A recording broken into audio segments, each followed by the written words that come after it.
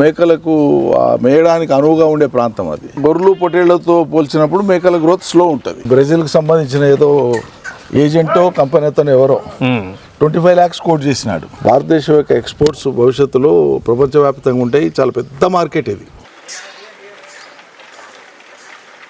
నమస్తే, మీరు చూస్తుంది తెలుగు రైతుబడి. నా పేరు రాజేందర్ రెడ్డి. మనతో పాటు తెలంగాణ రాష్ట్ర వ్యవసాయ శాఖ మాజీ మంత్రి సింగిరెడ్డి నిరంజన్ రెడ్డి గారు ఉన్నారు. ఇక్కడ ఎలివేటెడ్ షెడ్ వేసుకొని ఒకవైపు మేకలు పెంచుతున్నారు, మరోవైపు పొట్టేళ్లను గొర్రెలను కూడా పెంచుతున్నారు. సో వీటితో పాటు ఆవులు కూడా ఇక్కడ ఫామ్లో పెంచుతున్నారు. సో మొత్తం ఎన్ని మేకలు పెంచుతున్నారు, ఎన్ని గొర్రెలు పెంచుతున్నారు, వాటి ద్వారా ఎలాంటి ఆదాయం పొందడానికి అవకాశం ఉంది, వారి అనుభవం ఏం చెప్తోంది, ఎన్నాళ్ళుగా ఈ మేకలను గొర్రెలను పెంచుతున్నారు. సో ఇందులో మేకల్లో కూడా కొన్ని పొట్టి మేకలు ఉన్నాయి, మామూలు సాధారణ రకాలు ఉన్నాయి. ఎవరైనా ఎక్కడైనా గొర్రెలు లేదా మేకలు పెంచాలి అనుకుంటున్న వాళ్ళకు, అంటే ఒక షెడ్లో ఉంచి పెంచాలనుకుంటున్న వాళ్ళకు వారి అనుభవం ఏం చెప్తుంది అనే పూర్తిస్థాయి అనుభవాన్ని అంతా కూడా వారిని అడిగి తెలుసుకునే ప్రయత్నం చేద్దాం. మనం ఉన్న ఈ ఊరు పానగల్ గ్రామం. ఇది పానగల్ మండల కేంద్రం కూడా వనపర్తి జిల్లాలో మనం ఉన్నాము. గతంలో ఇదంతా కూడా మహబూబ్ నగర్ జిల్లాలో భాగంగా ఉన్నటువంటి ఊరు. వారితో మాట్లాడదాం. సార్ నమస్కారం. రాజేందర్ గారు బాగున్నారా? సార్ బాగున్నాను సార్. సార్ సంతోషం. అంటే వ్యవసాయం చేస్తున్నారు, వ్యవసాయానికి అనుబంధంగా అన్ని రకాల జీవాలని కూడా పెంచుతున్నట్టున్నారు. అంటే కొన్ని కోళ్ళు కనబడుతున్నాయి, బాతులు కనబడుతున్నాయి, 2-3 కుందేలు కూడా పెంచుతున్నట్టున్నారు. ఇప్పుడు ఈ మేకలు గొర్రెల పెంపకం ఎన్నాళ్ళుగా చేస్తున్నారు సార్? గొర్రెలేమో దాదాపు చాలా ఏళ్ల నుంచి ఉన్నాయి, కానీ పరిమితంగా ఉండేది. తోట ఉన్నప్పటి నుంచి కూడా ఎప్పుడు 10-20 గొర్రెలు ఉండేది. ఇంటి అవసరాల కోసమని ఉండేది. వాటి నుంచి వచ్చే పొడేళ్ళు అంతా కూడా ఇంటి అవసరాలు. కానీ కొంచెం లార్జ్ స్కేల్లో స్టార్ట్ చేసింది మాత్రం 5 years అయింది. 5 సంవత్సరాలు అయింది గొర్రెలని. ఒక ముందు ఇనీషియల్గా ఒక 45-50తో స్టార్ట్ చేసినాం. గొర్రెలే తీసుకున్నాం. ఓన్లీ గొర్రెలు. వాటికి పొడేళ్ళు అవసరం, మేల్ ఫీమేల్ కాంబినేషన్కి అవసరమైన తీసుకొని పెట్టినాము. అది ఆ రిప్రొడక్షన్ పెరిగే క్రమంలో పొటేళ్లను ఇంటి అవసరాల కోసం, ఫంక్షన్స్ కోసం, అదేవిధంగా అమ్మే వెసులుబాటు ఉన్నప్పుడు అమ్మడం ఆదాయ మార్గంగా కూడా పొట్టేళ్ళని వచ్చినాం. గొర్రెలు మాత్రం పెరుగుతూ వచ్చినాయి. జీవాల సంపద పెరుగుతూ వచ్చింది. దాదాపు 200 పైచీలు గొర్రెలు ఉన్నాయి. ఇప్పుడు 200 పైచీలు గొర్రెలు ఉన్నాయి. ముందు నేల మీదనే షెడ్లో ఉండేది. తర్వాత ఈ వెటర్నరీ డిపార్ట్మెంట్ కానీ లేకుంటే అనుభవస్తులు కానీ చెప్పినటువంటి దాన్ని బట్టి ఏంటంటే షెడ్ నిర్మాణం జరిగింది. ఈ ఎలివేటెడ్ షెడ్ అనేటువంటిది జనరల్గా హైజీన్ మెయింటైన్ అవుతుంది, శుభ్రత ఉంటుంది. ఎలివేటెడ్ షెడ్లో మనకు మేనేజ్మెంట్ ఈజీ అవుతుంది, శుభ్రత ఈజీ ఉంటుంది. వాటికి దానా కానీ మేత కానీ వేయడం సులభం అవుతుంది. దాంతోపాటు దాని రెట్ట కానీ మూత్రం కానీ కింద పడిపోతే మేకలు కానీ పొట్టేలు కానీ పైన అంతే పైన వాటి మల విసర్జితాలు ఏవైతే ఉంటాయో అవన్నీ కింద పడిపోతాయి. ఈజీగా శుభ్రంగా ఉంటుంది. ఇది ఎన్నాళ్ళకి ఒకసారి క్లీన్ చేస్తారు సార్? ఇట్లా ఉన్నదంతా మన వెసులుబాటుని బట్టి మామూలుగా అయితే 2 లేదా 3 నెలలకు ఒకసారి క్లీన్ చేస్తాం. క్లీన్ చేసేదంతా పశువుల ఎరువు కూడా ఉంటుంది కాబట్టి తీసుకొని పోయి పశువుల ఎరువు మొత్తం మిక్స్ చేసి ఒక తోన వేసేస్తాము. వేసేస్తే అది మక్కుతుంది. 6 నెలలకు ఒకసారి అది పొలానికి వాడతాం. సో ఇట్లా ఎలివేటెడ్ షెడ్ వేసుకొని, అంటే మేకలను దీంట్లోనే పెంచుతారు, పొట్టేలు గొర్రెలను కూడా దీంట్లోనే పెంచుతారా సార్? అయితే 2 కంపార్ట్మెంట్స్ చేసినాము. 2 భాగాలు. ఒకటేమో మేకలకు, ఒకటేమో గొర్రెలకు. మేకలేమో ఒక 3.5-4 ఏళ్ళుగా వస్తుంది. 3.5-4 సంవత్సరాలు. ముందు ఒక 100 మేకల్ని 4 పోతుల్ని మహారాష్ట్ర ఉస్మానాబాద్ నుంచి తీసుకొచ్చాం. ఇవి పొట్టిగా ఉన్నాయి సార్. ఇది పొట్టి వెరైటీ, ఇవి బెంగాల్ వెరైటీ అంటారు. బెంగాల్ వెరైటీ, పొట్టి వెరైటీ. అవి కొద్దిగా ఆపేక్ష కోసం 30-40 తెచ్చుకున్నాము. ఇప్పుడు ఎన్ని ఉన్నాయి సార్ మేకలు మొత్తం మన దగ్గర? మేకలు దాదాపు 400 పైచీలకు ఉన్నాయి. 400 పైచీలకు ఉన్నాయి. యాక్చువల్గా 100తో స్టార్ట్ చేసినాం. 100 మేకలు ఉస్మానాబాద్కి వెళ్ళి తెచ్చినాం. ఉస్మానాబాద్కి వెళ్ళి తీసుకొని వచ్చి, అది ఏంటంటే ఉస్మానాబాద్ మనలాగే బాగా ట్రాపికల్ ఏరియా, సమశీతోష్ణ మండలి. ఒక రకంగా చెప్పాలంటే ఆ ప్రాంతంలో కొంచెం కొండలు గుట్టలు ఎక్కువ ఉంటాయి విస్తారంగా. సో మేకలకు మేయడానికి అనువుగా ఉండే ప్రాంతం అది. సో అక్కడ పెరిగినటువంటి మేకలు ఏంటంటే ఏ వాతావరణానికైనా తట్టుకుంటాయి, మన వాతావరణానికి సూట్ అవుతాయి అని చెప్పి ఈ వెటర్నరీ డిపార్ట్మెంట్ వాళ్ళు కూడా చెప్పడం. దేశంలోని చాలా ప్రాంతాలకు ఉస్మానాబాద్ ప్రాంతం నుంచి మేకలు అవసరమైన రైతులు తీసుకెళ్తుంటారు. తెచ్చినాం. ప్రొడక్షన్ కూడా బాగా వచ్చింది. డిసీజెస్ కూడా పెద్దగా లేవు, బాగుంది. అయితే ఈ మేకలతో నా అనుభవం చెప్తున్నాను. ఒక సమస్య ఏంటంటే మేకలు స్వాభావికంగానే ప్రకృతి పరంగానే అవి ఎక్కువ తిరిగేటువంటి చొరవ ఎక్కువ ఉండి ఎక్కువ చిలిపిగా ఉండేటువంటి జంతువు అది. అంటే ఒక చోట కుదురుగా ఉంచితే దాని ప్రకృతి ధర్మానికి విరుద్ధంగా పెట్టినట్లయితేమో నాకు అనిపించింది. 1. 2 మేకల్ని మనం ఎక్కడ మేపులో కుదిరినా కూడా విస్తారమైన భూమి ఉండాలి. నట్లు చిలకలు లేకుంటే కొండలు గుట్టలు ఉండాలి. ఇప్పుడు ఏమైపోయిందంటే తెలంగాణ మనమే సుభిక్షం చేసినాం. అన్ని ప్రతి నీళ్లు రావడం వల్ల సాగునీరు, తర్వాత వ్యవసాయ సానుకూల విధానాలు కేసీఆర్ తీసుకొచ్చినాక విప్లవాత్మకమైనటువంటి మార్పు భారతదేశంలో అనూహ్యమైనటువంటి స్థితికి వెళ్ళిపోయింది తెలంగాణ వ్యవసాయం. కాబట్టి ఎక్కడ ఒక ఇంచు జాగా ఖాళీ లేదు. ఇప్పుడు గొర్రెలు అంటే కనీసం కొద్దిసేపు అట్లా తిప్పుకొని ఈ ప్రెమిసెస్ లో తిప్పుకున్నా సరిపోతుంది. ఇక్కడ తిప్పి తోటలో కూడా తిప్పుకోవచ్చు. మనకు తోట ఉంది కాబట్టి, వ్యవసాయ భూమి తోట ఉంది కాబట్టి తోటలో గొర్రెలు తిప్పితే తోటకి ఏమి ఇబ్బంది కాదు. ఇంకా మేలే, కలుపుని తింటాయి, గొర్రెలు గొతికెళ్ళేస్తాయి, తోటకు కూడా మేలవుతుంది. కానీ అదే మేకల్ని తోటలోకి తీసుకపోతే చెట్లను తినేస్తాయి. కాబట్టి మేకల గ్రేజింగ్ కు బయటికి తీసుకుపోవడానికి ఇబ్బందులు ఉన్న పరిస్థితులలో మేకల్ని షెడ్లోనే పెట్టి పెంచాలనుకుంటే పెంచవచ్చేమో, కానీ వాటి జీర్ణ ప్రక్రియ అదంతా కూడా సవ్యంగా జరగాలంటే ఖచ్చితంగా దానికి మినిమం ఎక్సర్సైజ్ అవసరం. కనీసం ఒక 6-7 కిలోమీటర్ల మందమన్నా తిరగాలి రోజు. సో ఒకటే చోట మనం దాన్ని కన్ఫైన్ చేసేస్తే ఇబ్బంది అవుతుంది నాకు అనిపించింది అనుభవం. ఇప్పుడు ఇది మన దగ్గర పెంచుతున్న వాటి గ్రోత్ ఎట్లా ఉంది సార్? అంటే ఎన్నాళ్ళ నుంచి పెంచుతున్నారు? ఇక్కడ గ్రోత్ జనరల్ గా గొర్రెలు పొట్టేళ్లతో పోల్చినప్పుడు మేకల గ్రోత్ స్లో ఉంటుంది, తక్కువ ఉంటుంది. కాకపోతే మేకలలో ఒక కానుపుకు 2 లేదా 3 పిల్లలు పెట్టేటువంటి ఎక్కువ సంఖ్యలో వస్తాయి కాబట్టి అది కాంపెన్సేట్ అవుతుంది మనకు. ఆ రకంగా తీసుకుంటే గొర్రెలతో లెవెల్ అవుతుంది. కానీ ఎవరైనా సరే ఇప్పుడు ఈ దీని మీద ఆపేక్ష ఉండి ఇది చేద్దాం అనుకునేటువంటి వాళ్ళు ఎవరైనా ఔత్సాహికులు ఉంటే మాత్రం నా సలహా అయితే మేకల కంటే గొర్రెలే బెటర్. గొర్రెలు పొట్టేళ్ళే బెటర్. దాంట్లో 2 రకాలు. కొంతమంది గొర్రెలతో సంబంధం లేకుండా కేవలం పొట్టేలు పిల్లల్ని తెచ్చుకొని 3 నెలలు 4 నెలలు పెంచుకొని బ్యాచ్ వైజ్ గా దాన్ని డిస్పోజ్ చేసుకుంటారు, అదొక పద్ధతి. గొర్రెలు పొట్టేళ్ళు కలిపి పెట్టుకొని గొర్రెల జాతి పెంచుకుంటూ తామే రిప్రొడక్షన్ మీద దృష్టి పెట్టడం ఒక చెప్పు. అది ఎవరికి ఏది సౌలభ్యం ఉంటే అది చేసుకోవచ్చు వాళ్ళకు ఉండే వసతిని బట్టి. అందుకని నేను మేకల్ని కూడా క్రమంగా తగ్గించుకుంటూ వస్తున్నాను. 15 రోజులకు కొన్ని తగ్గిస్తున్నాను. తగ్గించి అంతిమంగా ఓన్లీ గొర్రెలు పొడేళ్ళు మాత్రమే పెట్టుకుందాం అనేటువంటి అదే ఆలోచన. Okay sir. ఇప్పుడు అంటే మన దగ్గర ఉన్న మేకల బ్రీడ్లో ఎక్కువ ఉస్మానాబాదీనే ఉన్నాయా, ఇంకా వేరేవి కూడా? ఉస్మానాబాద్ మెయిన్గా ఉన్నాయి. దాని తర్వాత ఈ బెంగాల్ వెరైటీ అని, పొట్టి వెరైటీ అనేటువంటి అక్కడక్కడ కొన్ని ఇక అక్కడ ఉంది చూడండి, అది పొట్టి వెరైటీ. ఇవి 2 పిల్లలు కలిగినటువంటిది అది పొట్టి వెరైటీ. అది ఈ పొట్టి వెరైటీలు ఏంటంటే వెయిట్ బాగా వస్తుంది సార్. ఇవి పొట్టివి, పొట్టిది వెయిట్ బాగా వస్తుంది. ఇది కూడా పొట్టిదే. ఇది వీటికి మార్కెట్ ఉంటుందా సార్? మన దగ్గర మార్కెట్ మీట్ అది ఎవర్ లాస్టింగ్ డిమాండ్. రోజు ఇంకా తెలంగాణలో అయితే ఇప్పుడు భారతదేశంలో మీట్ కన్సంప్షన్లో వీఆర్ నెంబర్ 1.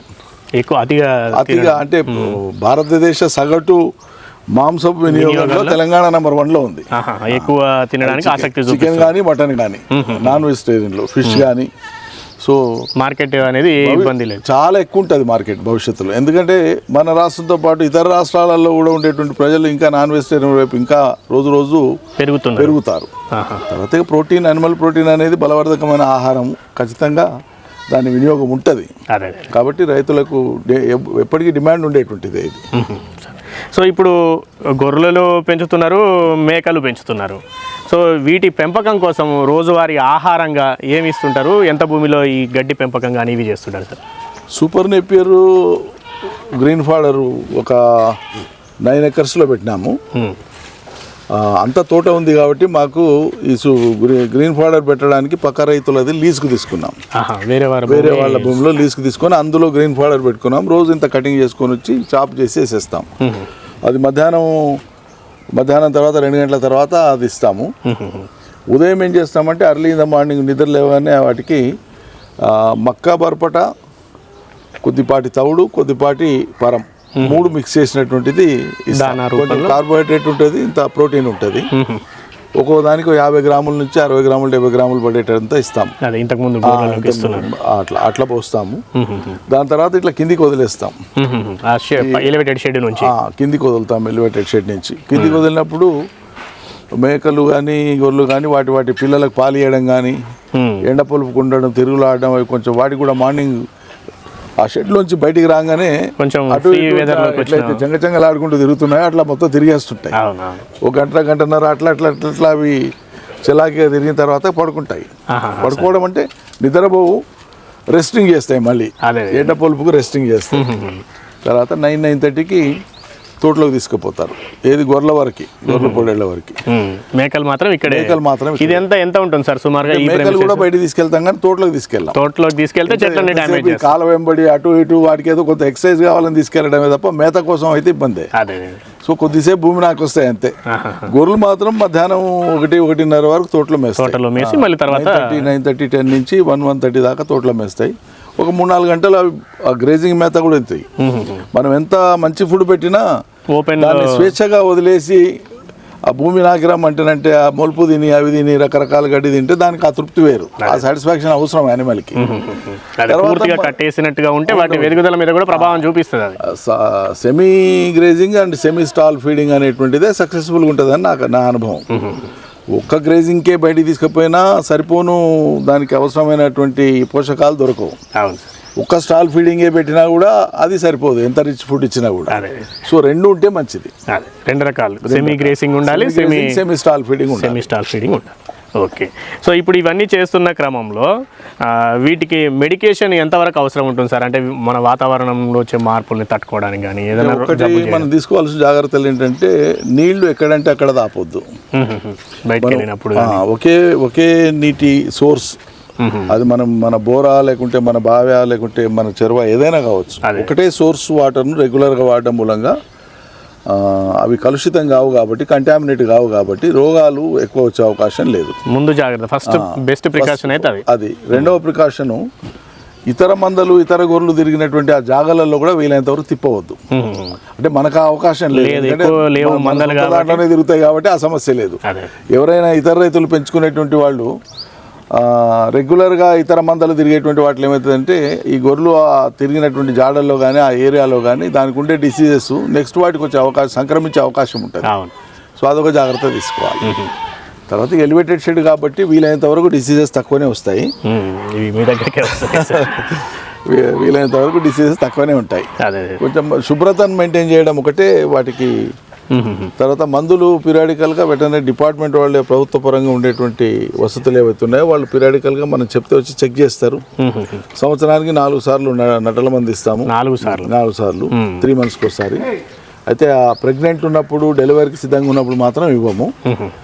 తర్వాత మిగతా టైంలో వాటికి రెగ్యులర్గా నటల మందు కానీ, అదేవిధంగా ఇతర గాలికుంటు రోగం రాకుండా ఉండేటువంటి వ్యాక్సిన్ కానీ, అవి పీరియాడికల్గా ఇచ్చేటువంటి వ్యాక్సిన్స్ జనరల్గా షెడ్యూల్ ప్రకారం అవి ఫాలో అవుతాం. ఆ టైం ప్రకారంగా మా వాళ్ళు గుర్తు చేస్తారు వర్కర్స్, వాళ్ళు డిపార్ట్మెంట్కి సంబంధించిన వాళ్ళు వస్తారు. ఒకవేళ డిపార్ట్మెంట్ వాళ్ళు ఆయా సందర్భాలు అందుబాటులో లేకుంటే, ఎక్కువ జీవాలు ఉండి ఎక్కువ డ్యూటీ ఉంటుంది కాబట్టి అందులో అనుభవం ఉన్నటువంటి ప్రైవేట్ వ్యక్తులు కూడా ఇవాళ రేపు సర్వీస్ ఇచ్చేవాళ్ళు ఉన్నారు, వాళ్ళు వచ్చి చేసిపోతారు. సో వాళ్ళ సపోర్ట్ తీసుకుంటూ వీళ్ళు ఇక్కడ దీన్ని పర్యవేక్షిస్తున్న వాళ్ళకి వీరికి ఏమైనా అనుభవం ఉన్నదా సార్? ఉండాల్సిన అవసరం ఉంది. అంటే ఎవరైనా నేర్చుకోవచ్చు, కానీ ఒకటి ఏంటంటే ఇది సాంప్రదాయకంగా అనువంశికంగా ఆ వృత్తుల్లోంచి వచ్చినటువంటి వాళ్ళకైతే ఎక్కువ నైపుణ్యం ఉంటుంది. చిన్నప్పటి నుంచి చూస్తుంటారు.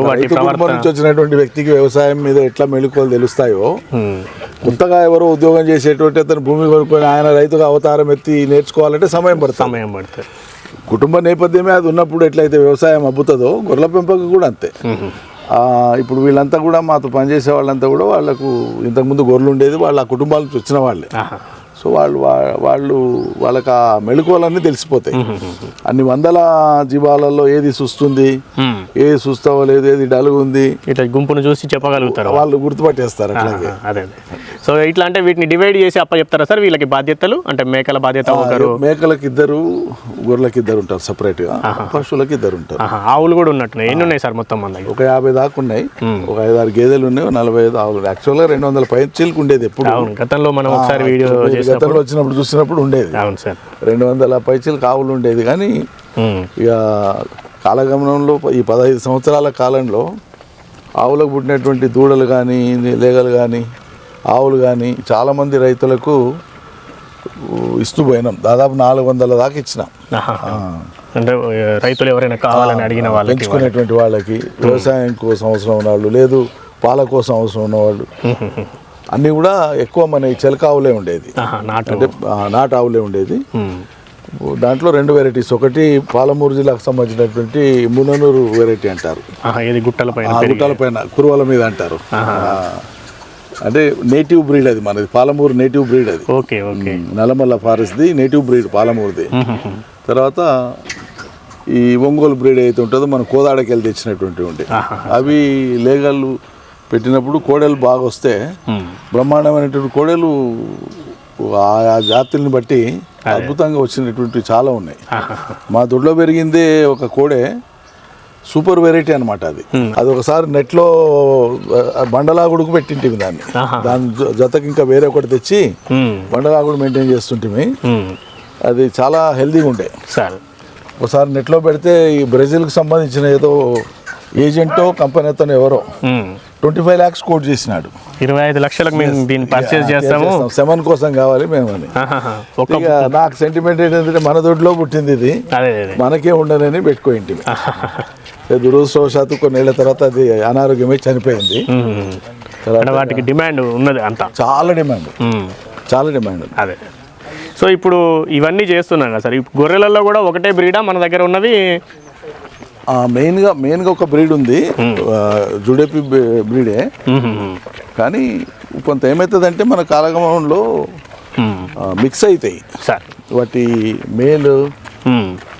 మేల్ చేంజ్ అయినప్పుడు క్రాస్ బ్రీడ్ అయిపోతుంది. ఇవన్నీ ఇంకా దాదాపు జుడిపి రకము మనం తెచ్చుకున్నది మేజర్గా.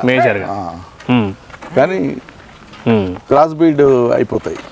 క్రాస్ బ్రీడ్ ఒకటే బ్రీడ్ను మెయింటైన్ చేయాలంటే ఓన్లీ బ్రీడింగ్ షెడ్ ఉన్న వాళ్ళకే సాధ్యమవుతుంది. ఒకే వెరైటీ బ్రీడ్ చేసి ఆ పిల్లలు మాత్రమే ఉత్పత్తి చేసి అవి మాత్రమే మార్కెటింగ్ చేయడం అనేటువంటిది అది బ్రీడింగ్ కోసం సపరేట్గా చేస్తే తప్ప అది సాధ్యంగా. ఓకే. సో ఇప్పుడు వీటిని పెంచడానికి ఒక్కొక్క షెడ్కు ఇప్పుడు ఈ మనుషులు అవసరం పడుతున్నారు, మనం ఫీడింగ్ ఇవ్వాల్సి వస్తున్నది, దానా ఇస్తున్నాము.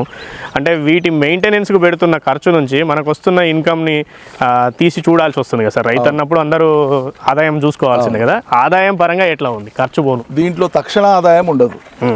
ఇమీడియట్గా పెట్టగానే డబ్బులు వస్తాయి అనుకుంటే అది భ్రమ. చాలా నిలకడగా ఒకటి దీని మీద ఆపేక్ష ఉండాలి. 2 ఇది పెట్టడం అనేటువంటిది మనం ఒక్కరం బ్రతకడానికి కాదు, అటు జీవాలు బతకాలా, జీవాలను పోషించే వాళ్ళు బతకాలా, వాటి కోసం పనిచేసే వాళ్ళు బతకాలా. ఇంతమంది కోసం ఉద్దేశించింది అనేటువంటి ఫిలాసఫీ ముందు మనకు ఉంటే మన విజయం అక్కడ ఉంటుంది. ఇది ప్రకృతిలో నేను పెట్టినాను ఇన్వెస్ట్మెంట్ 10 లక్షలు నాకు అర్జెంటుగా రావాలని ఒక్కడికంటే కుదరదు. అది ఇది పెట్టడం మూలంగా ఒక 6 మందికి ఎంప్లాయ్మెంట్ ఇచ్చినాను నేను. ఈ షెడ్ ఈ పశువులు గొర్రెలు మేకలలో 6 మందికి ఎంప్లాయ్మెంట్ ఇచ్చినాను. సో 6 కుటుంబాలు పోషించబడుతున్నాయి. ఒక ఆదాయం 6 కుటుంబాలని పోషించడం కూడా ఒక ఉపాధిని కల్పించడమే. దాంతోపాటు మా ఇంటి అవసరాలు తీరుతాయి. మూడవది తోటకు అవసరమైనటువంటి ఈ ఎరువులు మొత్తం ఏవైతే ఉన్నాయో పుష్కలంగా భూమికి ఏ మాత్రం మనం ఇతరత్ర పోషకాలు ఇచ్చే అవసరం లేకుండా రసాయనిక ఎరువులు కానీ 100% సహజమైనటువంటి ఎరువులతోనే మన భూమి గత 20 ఏళ్ళుగా విపరీతమైనటువంటి సారంతో ఉంటుంది. ఒక్క వర్షం పడిందంటే లక్షల సంఖ్యలో వానపాములు కనిపిస్తుంటాయి భూమిలో నడుస్తూ ఉంటే. అంత రిచ్నెస్ మనం ఏం పెడితే వస్తుంది? ఎంత ఎరువు వేసినా రాదు. ఆ నేల ఆరోగ్యాన్ని చుట్టుముట్టు భూములు నిరుపయోగం అయినాయి అనుకుంటే కూడా మా భూమి 100 ఏళ్ళైనా కూడా సజీవంగా ఉంటుంది. సో అది చేయగలిగినామంటే ఇవన్నీ ఉండడం వల్లనే సాధ్యమైంది. ఇక దీంతో పాటు లాభాలు అంటే డెఫినెట్గా ఉంటాయి, కానీ కొంత నిలకడగా వస్తాయి, నిదానంగా వస్తాయి, వేగంగా రావు.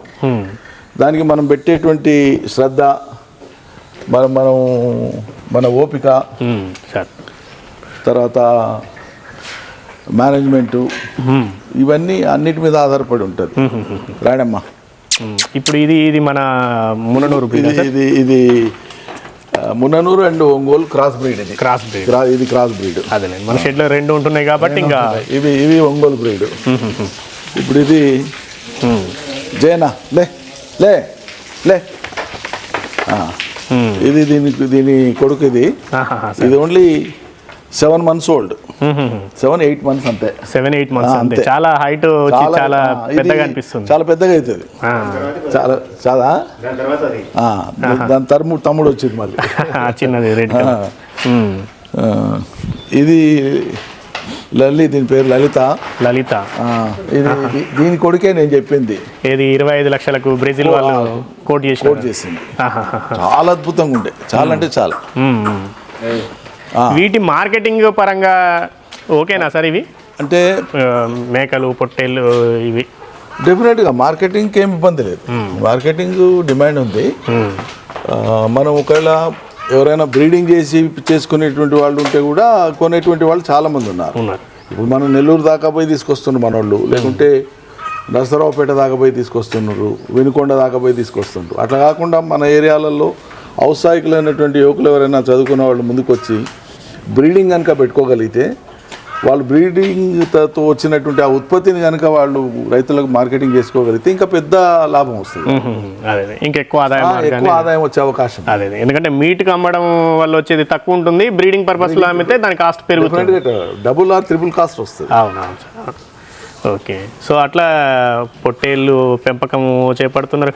ఈ కోళ్ళు అనేవి కొన్ని ఉన్నాయా సార్? ఇవి కోళ్ళు కొన్ని పరిమితం అంటే ఇప్పుడు 150 ఉంటాయి, అంతే, అంతకంటే ఎక్కువ ఉండవు. ఈ మధ్యలో కొంచెం తగ్గినాయి, వాడక ఒక 5 గంటలు తగ్గినాయి.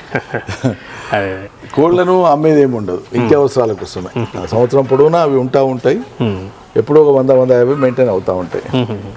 ఇప్పుడు మేకలను తగ్గిస్తున్నాము మెల్లగా అన్నారు కదా సార్, వాటి స్థానంలో మళ్ళీ పొట్టేళ్ళు వీటిని పెంచే ప్రయత్నం ఏమైనా జరుగుతుంది? అంతే, మేకలు క్రమంగా మేకలు తగ్గించేసి వాటి స్థానంలో ఇప్పుడు షెడ్ ఏదైతే దానికి వాడుతున్నామో అది వీటిని విస్తరించడానికి, గొర్రెలను విస్తరించడానికి వాడుకుంటాం. ఈ గొర్రెలను విస్తరించడం ఎంత ఉంది సార్? ఇది షెడ్ పొడవు 350 ఫీట్ల పైన ఉంది. 350 ఫీట్ల లెంత్, 36 ఫీట్ విడుతుంది. 36 ఫీట్, 36 ఫీట్ల. మళ్ళీ ఇక్కడ ఈ చిన్న షెడ్ కూడా కొంత వేసుకున్నట్టున్నారు సార్. ఇది డబుల్ పర్పస్. ఇది దీంట్లో కొంత ఫాడర్ స్టాక్ ఉంటుంది వర్షాకాలంలో సార్, ప్లస్ ఫాడర్ చాపింగ్ కోసం మిషన్ అదంతా ఉంటుంది, డైలీ కటింగ్ చేసేయడానికి. మిగతాటువంటి ఏరియాలో ఈ గొర్రెల మేకలకు సంబంధించినటువంటి పిల్లలు ఉంటాయి, చిన్నపిల్లలు తల్లులతో పాటు షెడ్లో పెడితే ఏమవుతుందంటే ఆ తిరుగులాడేటప్పుడు చిన్నగా ఉన్నప్పుడు తొక్కిసలాట జరిగే అవకాశం ఉంటుంది. పిల్లలు సేఫ్టీ కాదు, అందుకోసం వాటిని సపరేట్గా పెడతాం. ఇంకొకటి సపరేట్గా ఉంటే ఏమవుతుందంటే పాలకు వదిలినప్పుడు ఉదయం కానీ సాయంత్రం 2 పూటలు వదిలినప్పుడు అవి సమృద్ధిగా తాగడానికి అవకాశం ఉంటుంది. ఎప్పుడు అందుబాటులో ఉంటే దానికి ఎప్పుడు బుద్ధి అప్పుడు తాగుతా పోతుంటుంది. దానికి సరిపోయినటువంటి న్యూట్రిషన్ అందదు వాస్తవంగా. సో ఆకలి అయినప్పుడు తింటేనే ఎట్లయితే విలువ ఉంటుందో వాటికి కూడా అంతే, మార్నింగ్ ఈవినింగ్ మాత్రమే అందుబాటులో పెడితే పాలు సంపూర్ణంగా తాగేస్తాయి. అట్లా. ఓకే. సో ఇట్లా ఈ మేకల పెంపకము ఇవి చేసుకుంటూ వస్తున్నారు. ఈ ఎలివేటెడ్ షెడ్ లేకుండా నేలబారిన షెడ్ వేసుకొని పెంచుకున్నప్పుడు ఎదురయ్యే ఇబ్బందులు ఏమైనా ఉన్నాయా సార్ మీకు అనుభవంలో ఉన్నది? డెఫినెట్లీ దాంట్లో ఏమవుతుందంటే శుభ్రత ఉండదు, హైజీన్ మెయింటైన్ చేయడం సాధ్యం కాదు. తర్వాత క్లీనింగ్ కూడా అదనపు పని అవుతుంది మనిషికి, ఎక్కువ మంది పనులు ప్రతిరోజు క్లీన్ చేయాల్సి వస్తుంది. ఇది ప్రతిరోజు చేయక్కర్లేదు, 3 నెలలకు ఒక రోజు కింద అంతా క్లీన్ చేసుకుంటే పైన రోజు ఒక్కసారి ఇట్లా అంటారా సార్? ఏం అవసరం కూడా పడదు. వాటర్ పైనే ఉంటుంది, దానా కానీ మేత కానీ చాపింగ్ చేసిన మేత కానీ పైన వాటి దోన్లలో పోసేస్తాము. ఎప్పుడైనా అవి తినే క్రమంలో ఏదైనా కింద పడితే కొద్దిగా ఏదైనా శుభ్రం చేయాలి, పెద్ద శుభ్రం చేసే పనే పడదు పైన, అస్సలే పని పడదు, చాలా నీట్గా ఉంటుంది. ఇంత చేసుకున్నారు సార్, షెడ్ వేసుకున్నారు, ఎలివేటెడ్ షెడ్, కొంత భాగము నార్మల్ షెడ్ వేసుకున్నారు. సో ఇంత సెటప్ చేసుకొని ఈ గొర్రెలు మేకలు పెంచడానికి ఎంత పెట్టుబడి అవసరం పడుతుంది అనేది అనిపిస్తుంది? అంటే ఇది 2 ఫేజెస్లో చేసింది. 2 ఫేజెస్లో ఇనీషియల్గా 15 ఏళ్ల క్రితం మొదలుపెట్టినప్పుడు కమర్షియల్ డైరీ మొదలుపెట్టినప్పుడు అప్పుడు హర్యానా నుంచి మొత్తం బఫెలోస్ తీసుకొచ్చారు. 2009 16-17 ఏళ్ళుగా వస్తుంది.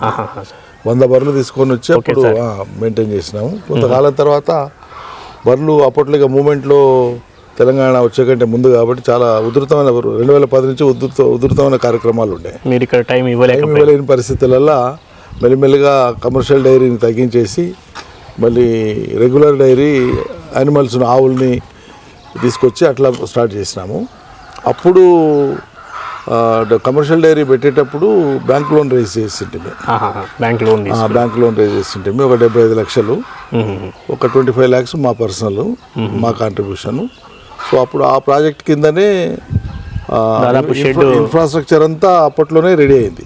ఇప్పుడు ఓన్లీ ఎలివేటెడ్ షెడ్కి మాత్రము ఉన్నటువంటి షెడ్ను రేజ్ చేసి ఆ ప్లాస్టిక్ ప్లాట్ఫాము, ఇతర మొత్తం ఫర్నింగ్స్ కానీ లేకపోతే ఫ్యాబ్రికేషన్ వర్క్ కానీ ఇదంతా చేసుకోవడం కోసం 30 lakhs అయింది.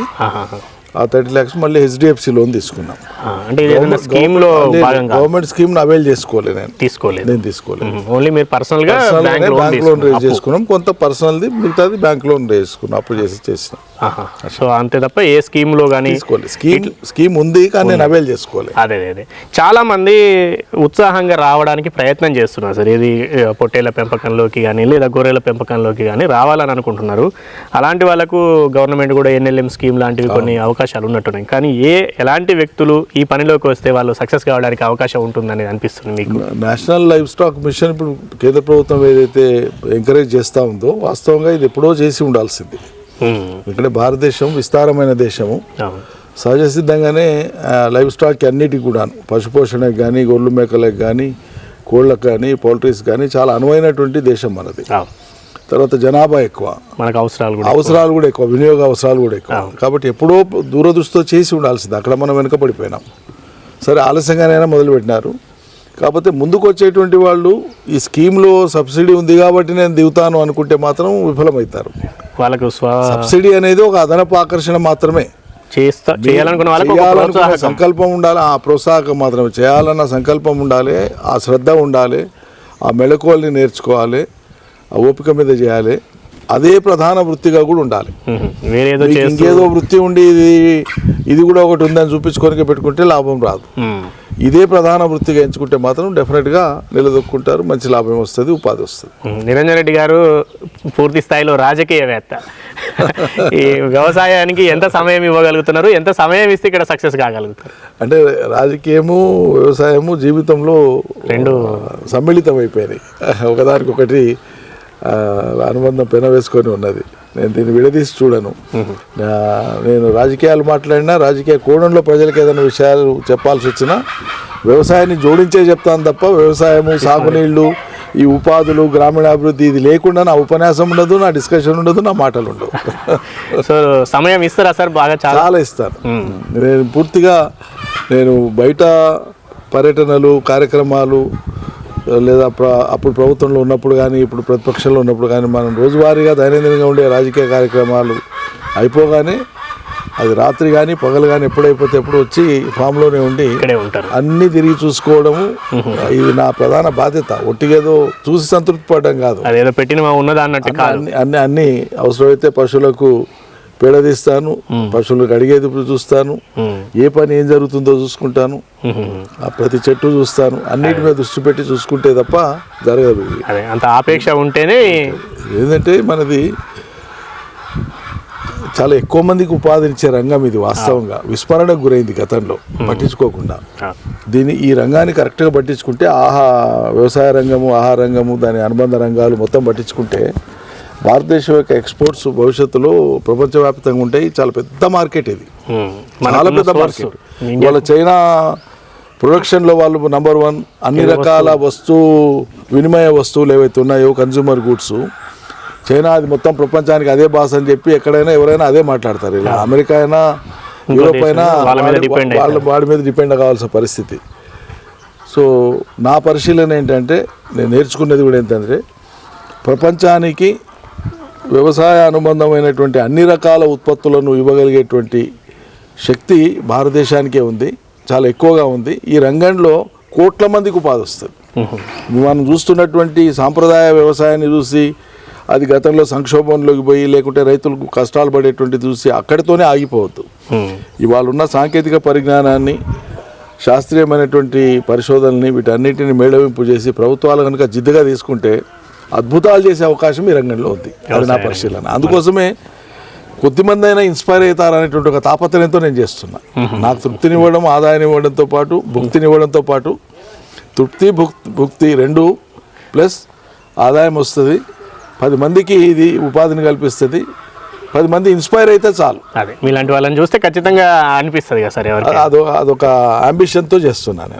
ఈ పూర్తి స్థాయిలో ఇదే పని మీద దృష్టి పెట్టి చేసుకునే వాళ్ళకు, అంటే ఇట్లా ఒక 200 నుంచి 300 వరకు గొర్రెలు, పొట్టేలను పెట్టుకొని చేసుకుంటే వాళ్ళకు ఎలాంటి ఆదాయం పొందే అవకాశం ఉంది అనిపిస్తుంది మీ అనుభవం? డెఫినెట్గా. ఇప్పుడు నేనేమో ఒక ఆపేక్షతో చేస్తున్నా, వ్యవసాయానికి అనుబంధంగా చేస్తున్నా.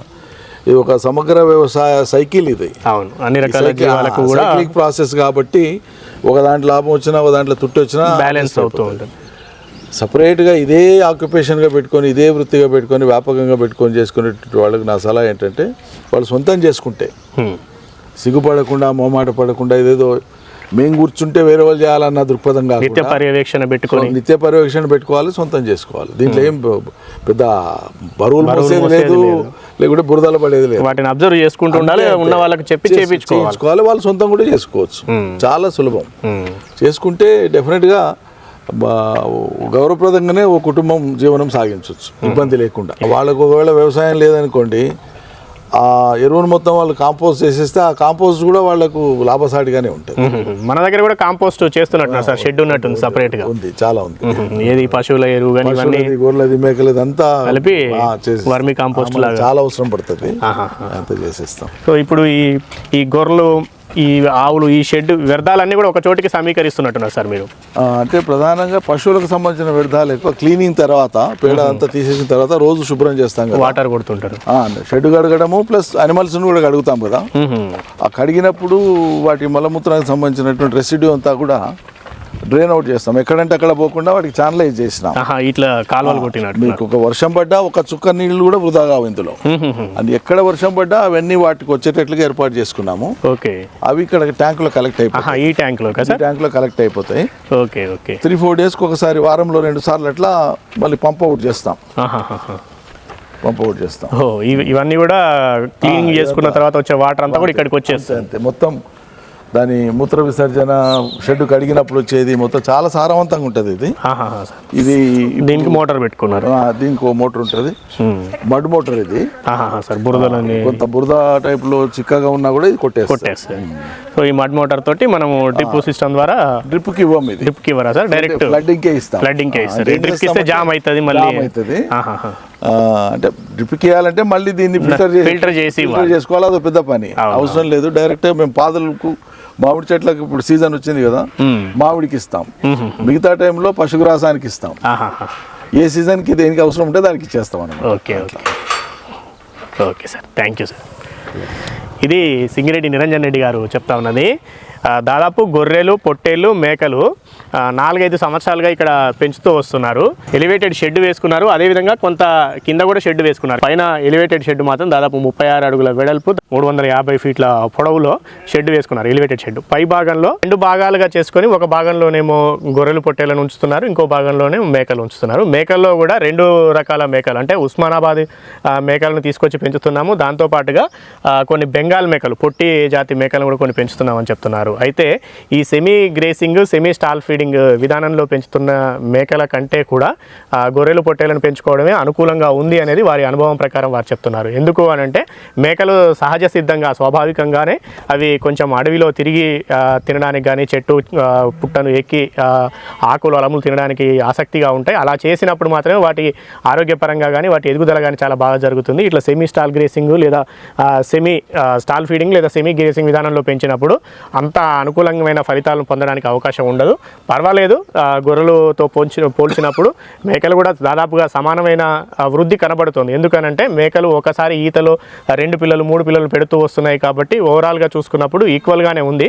కాకపోతే ఇట్లా సెమీ స్టాల్ ఫీడింగ్ విధానంలో పెంచాలి అనుకున్నప్పుడు మేకల కంటే కూడా గొర్రెలను పెంచుకోవడమే సముచితంగా ఉంటుంది అనేది వారు చెప్తున్న దాన్ని బట్టి తెలుస్తుంది.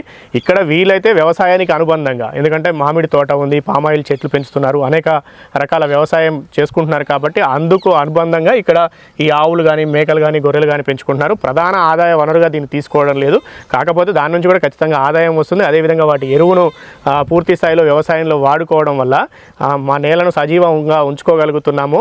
ఎవరైనా ఎక్కడైనా ఉత్సాహంగా ఉన్నవాళ్ళు, వాళ్ళు సొంతంగా ఇన్వాల్వ్ అవుతూ పనిచేస్తూ చేయాలి అనుకుంటే ఈ గొర్రెలను పెంచుకోవడం వల్ల మాత్రం మంచి ఆదాయం పొందడానికి అవకాశం ఉంది. ఎందుకనంటే వాళ్ళు నిత్యం పర్యవేక్షిస్తూ ఉండాలి. పూర్తిగా ఎక్కడో పెట్టామా లేదు దాన్ని వదిలేసి దూరాన ఉన్నామా అంటే మాత్రం మంచి ఆదాయం పొందడానికి అవకాశం ఉండదు.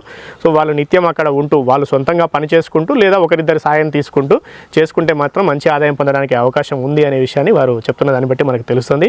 ఇంకా వారు కొబ్బరి చెట్లు పెంచుతున్నారు. కొబ్బరి చెట్ల నుంచి కూడా చాలా అద్భుతమైన దిగుబడి సాధిస్తున్నారు. దాంతోపాటుగా ఆయిల్ పామ్ సాగు చేస్తున్నారు. సో వారికి చాలా అనుభవం ఉంది వ్యవసాయంలో, చాలా ఆపేక్షతో వ్యవసాయం చేస్తూ ఉంటారు. ప్రతి ఎక్కడ రాజకీయాల్లో కానీ లేదా ఇతర పనుల్లో ఎక్కడ బిజీగా ఉన్నా కూడా ప్రతి నిత్యం వారంలో వీలైనన్ని సార్లు వచ్చి ఇక్కడ వ్యవసాయాన్ని పర్యవేక్షిస్తూ ఉంటారు. సో వారితో పాటు వెళ్దాం. ఇంకా ఏవైనా కొబ్బరి తోటల దిగుబడి ఏ విధంగా వస్తుంది, ఎందుకంటే ఇప్పుడు 2-3 సంవత్సరాల నుంచి దిగుబడి తీసుకుంటున్నామన్నారు. సో ఆ విషయాలని కూడా వారి అనుభవాన్ని అంతా కూడా మీకు మరో వీడియోలో వివరించే ప్రయత్నం చేస్తాం. మరో వీడియోలో మళ్ళీ కలుద్దాం. అంతవరకు సెలవు. నమస్తే.